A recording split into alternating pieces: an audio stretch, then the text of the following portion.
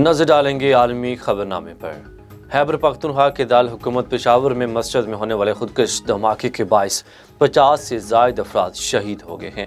अफगान तालिबान ने इस वाक़े की शदीद अल्फाज में मज़म्मत की है। तालिबान के तर्जुमान अफगानिस्तान के नायब वज़ीर इत्तला ज़बीहुल्लाह मुजाहिद ने ट्वीट करते हुए पेशावर बम धमाके की शदीद मज़म्मत की है।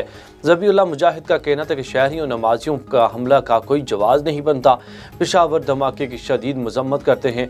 उन्होंने वाक़े में जाम बहक अफराद के लवाहकीन से ताज़ियत का इजहार किया है।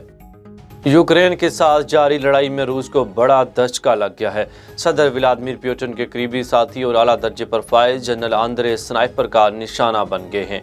गैर मुल्की मीडिया के मुताबिक यूक्रेन पर रूसी हमले का 8वां रोज शुरू हो चुका है। मरने वाले रूसी फौजियों में सदर पुतिन के बाएतमाद साथी जनरल आंद्रे भी शामिल हो गए हैं, जिन्हें यूक्रेन के स्नाइपर ने गोली का निशाना बनाया है।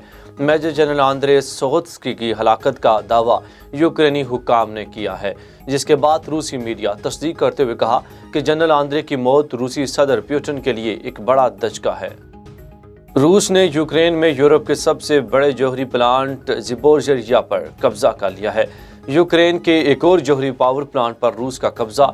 ज़पोरिज़िया पर हमले के दौरान जौहरी प्लांट पर आतिशज़दगी हुई, जबकि पावर प्लांट के रिएक्टर्स रॉकेट हमले में महफूज रहे।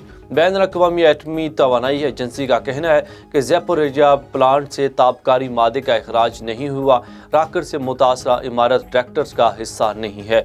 यूक्रेन के सदर ज़ेलेंस्की का कहना है कि ज़पोरिज़िया में चेरनोबिल से 6 गुना बड़ा हादसा हो सकता था। ताबकारी को नहीं पता रूस किधर है, यूक्रेन किधर है। ताबकारी मादा खारिज होता तो पूरा यूरोप लपेट में आ जाता।